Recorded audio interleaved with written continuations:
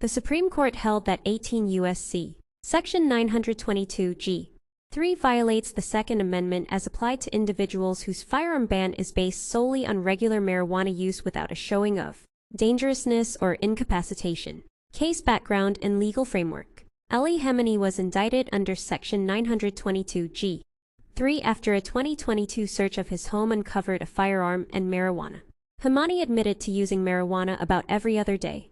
The government did not allege that he was an addict, a drug trafficker, or a danger to himself or others. Under Section 922(g)(3), any unlawful user of a controlled substance is automatically barred from possessing a firearm, facing up to 15 years in prison and lifetime disarmament. Under District of Columbia v. Heller, 2008, and New York State Rifle and Pistol Association, Inc. v. Bruin, 2022, courts evaluate Second Amendment challenges using a two-part framework.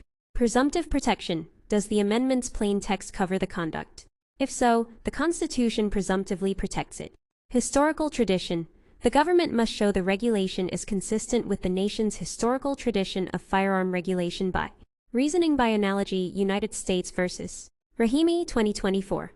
This relies on two metrics: why the law regulates, purpose, and how it regulates, operation. The government conceded Khamenei's conduct is presumptively protected.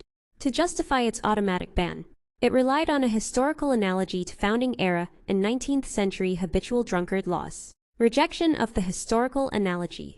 The court ruled that historical habitual drunkard laws differ dramatically from Section 922(g)(3) across three metrics. 1. Who the target population.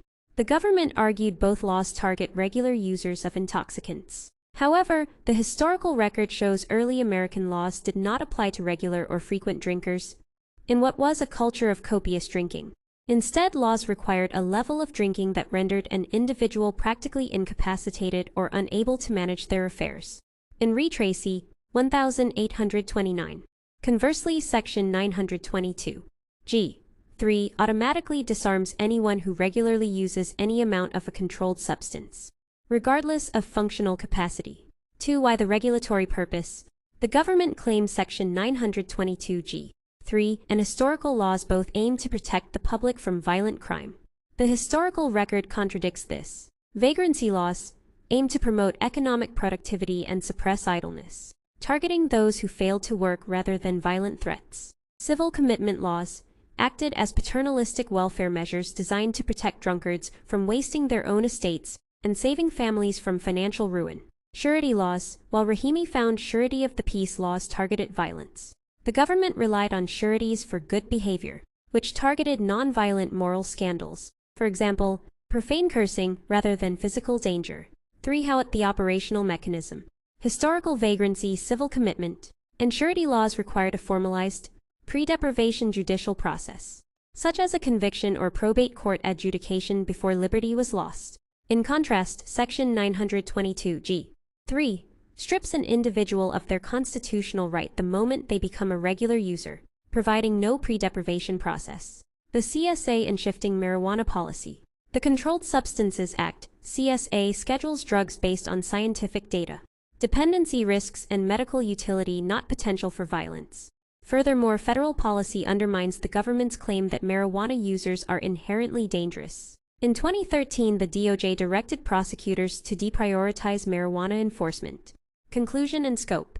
The holding is narrow and does not cast doubt on laws disarming individuals who are presently intoxicated, actively addicted, or convicted of felonies under Section 922(g). 1. Nor prosecutions backed by individualized proof of dangerousness. Even when a law regulates arms bearing for a permissible reason, we have said it may not be compatible with the Second Amendment if it does so to an extent beyond what was done at the founding.